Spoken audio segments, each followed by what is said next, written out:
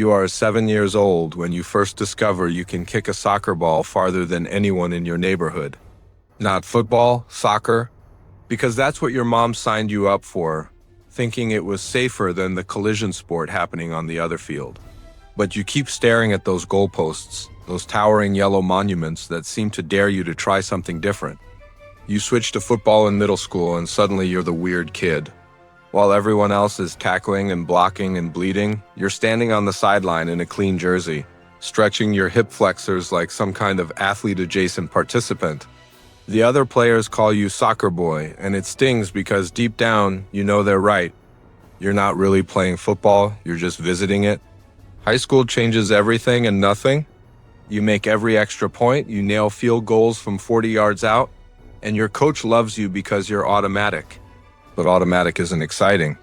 Automatic doesn't get you interviewed after games or recruited by college scouts who care about your 40-yard dash time. You're a specialist, which is just a nice way of saying you're not essential until you are. Your first miss comes junior year, 38 yards, straight down the middle until it hooks left at the last second. Dead silence, then groans, then anger. The quarterback throws 3 interceptions that game, but nobody remembers that. They remember your miss. They remember how you lost the game. Never mind that you made 4 field goals earlier. Never mind that you're the only reason they were even close. One miss erases everything. College recruiters don't exactly beat down your door. You get a partial scholarship to a decent program, which sounds impressive until you realize it's conditional. Miss too many kicks and you're paying your own way through organic chemistry. The pressure isn't about winning games anymore, it's about keeping your education funded. Every kick has a price tag attached. You arrive at college and immediately understand you're disposable. The punter doubles as the backup kicker. There's a freshman who kicks knuckleballs but somehow makes them from 50 yards.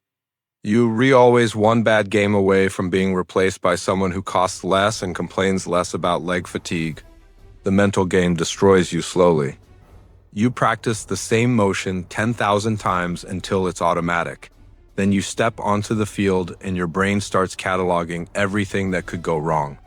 Wind speed, crowd noise, the snap, the hold, the rush.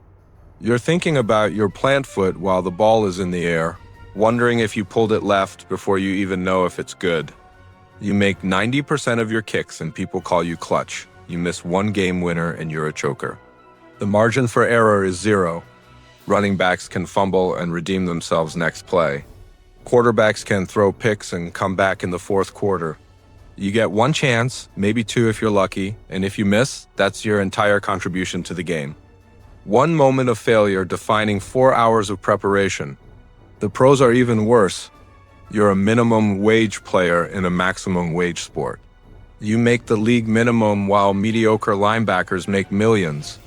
Your career can end with 1 bad streak, 1 new coach who doesn't trust you, 1 rookie who kicks soccer style instead of straight on.